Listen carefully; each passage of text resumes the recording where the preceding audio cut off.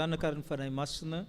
Amen. No amintsika rehetra ny fahasoavana mba ny fiadanana avy amin'Andriamanitra raintsika sy Jesosy Kristy tompontsika. Alahady 17 manaraka ny Trinité, alahady voalohany amin'ny volana septambra. Mitory teny amin'ny firenena rehetra, zany no hevitry ny volana. Ny hira fanevantsika sambatra no raintsika.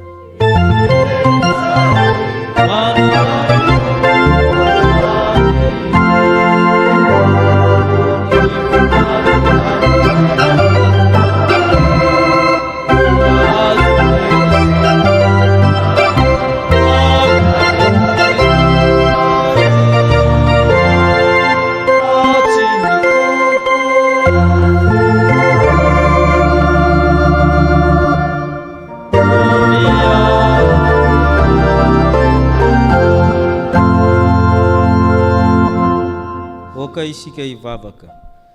Misaoranao zay Tompo raha mbola tafiditra amin'ny tetepolonao. Idiranao zay amin'ny famindrampona sy ny fahamarinanao. Fanomenao voninahitra ny tenanao mba amin'ny anaranao. Rehefa nitaraina zay dia namaly ianao. Rehefa nangataka zay dia nanome ianao. Indrindrandrindra nanome tombonandro sy ny herinaina ny tanjakay. Fa maro ny zavatra mifamafao teo amin'ny fiainanay. Taony mahafaly, taony mahasoa, nefa koa taony mahory, taony mampalahelo. Eny mbola nahatratra zao anio zao zay ka mideranao zay ary mankalaza ny voninahitrao. Na dia avo azy ianao dia mijery ny antsipiriana amin'ny fiainanay. Tsy vitan'izany favory eto zay mahazanak'Andriamanitra mba iona aminao, iona samy zanak'Andriamanitra, andray ny fahasoavanao. Koa miangavy zay Tompo mianty zay, mangataka zay mba amasinao izahay, amasinao ty toerana ty, amasinao ny liturjia manontolo, mba ho fanatitra velona masina fa manao fanompom-panahy tokony ataonay izahay. Ka hainao Andriamanitra namesina anay satria izay tsy manam-pahamasinana tsy mba hita amin'ny Tompo. Ka hainao Andriamanitra no ampiteny, ampianatra ary indrindrandrindra hanamasina anay amin'ny fanahy masina. Koa tarifeny zao fanompona zao ry fanahy masina, mba ho anitra ankasitrahana eo masin'Andriamanitra ray zanaka fanahy masina. Ary zany no angatany amin'ny anaran'i Kristy le nampianatra nay ivavaka manao hoe